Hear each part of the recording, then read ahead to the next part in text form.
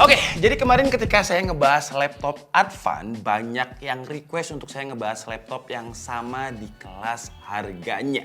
Jadi ada satu laptop yang harganya 2 jutaan juga, bedanya dengan Advan. Kalau secara spesifikasi, secara angka ya, dia lebih gede karena RAM-nya 8 GB, storage-nya 256 GB, dan di kelas harga 2 jutaan, panel layarnya juga udah pakai panel IPS. Gila gak? Jadi perkenalkan, ini adalah laptop yang namanya Jumper X3.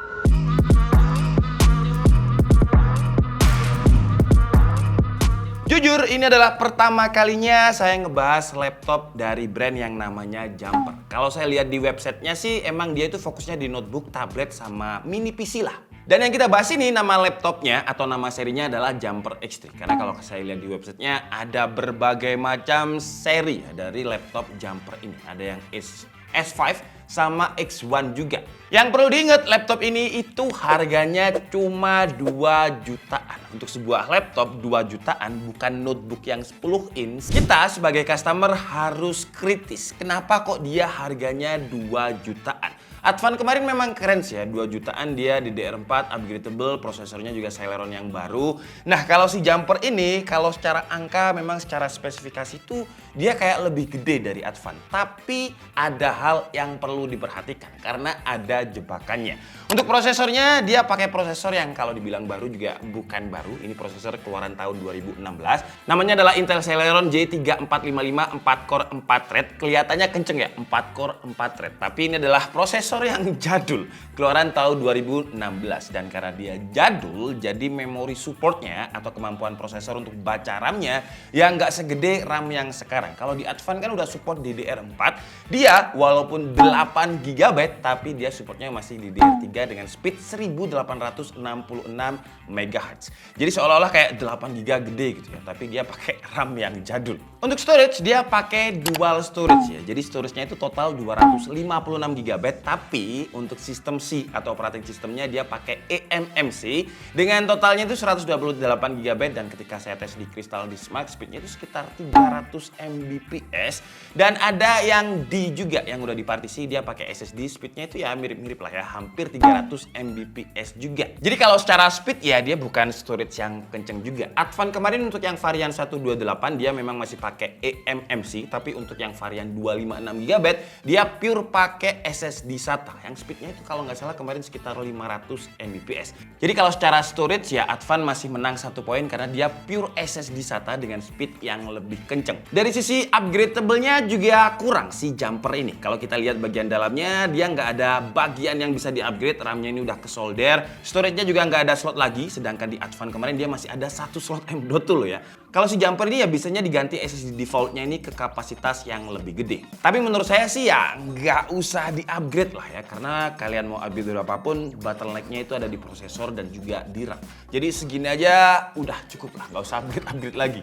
Tapi ada poin di mana si laptop Jumper X3 ini lebih unggul ketimbang Advan Soulmate kemarin. Kalau Advan Soulmate kemarin ya layarnya itu masih pakai panel TN. Sedangkan untuk si Jumper X3 ini udah pakai IPS level. Walaupun resolusinya masih sama-sama belum 1080p, keduanya masih 720p antara Advan dan juga si Jumper ini. Tapi karena dia udah pakai IPS, jadi mau dilihat dari sisi manapun, kanan, kiri, bawah, atas, alam bawah, sadar pun, warnanya itu nggak bakalan berubah. Dan walaupun resolusinya masih 720p karena dia dimensinya 13,3 inch, jadi nggak terlalu terlihat pixelated. Dari segi warna juga lebih bagus si Jumper X3 ini karena ya panel TN dan panel IPS. Panel IPS itu warnanya lebih keluar, lebih natural. Terus kalau dari sisi desain, saya juga lebih suka desainnya si Jumper X3 ini. Karena kalau kita lihat sekilas ya, dia itu kayak desain-desain yang unibody, desain-desain yang dipakai sama MacBook. Tapi ya jangan langsung beranggapan kalau build quality-nya kayak MacBook juga ya. Desainnya doang yang kayak MacBook. Karena ini masih ya beberapa area itu masih pakai plastik dan juga kopong. Kalau desainnya saya suka sih ya, dia minimalis saja. Jadi nggak ada tulisannya kayak Jumper X3, itu nggak ada. Kalau Advan kemarin kan masih ada kayak tulisannya Advan yang gede banget. Ini cuman logo Jumpernya aja di tengah seperti ini dan udah. Nggak ada perstikeran kayak dia pakai Intel, dia pakai Windows, dia pakai UHS. Karena memang untuk Windows dan UHS-nya dia juga belum ada. Sama juga kayak Advan kemarin. Untuk engsel dia juga belum bisa dibuka dengan satu tangan ya, karena bagian bawahnya ngikut. Tapi kalau untuk urusan frame-nya masih lumayan tebel sih ya, kurang tipis ya. Tapi sekali lagi ini laptop yang harganya 2 jutaan. Webcamnya juga masih 720p.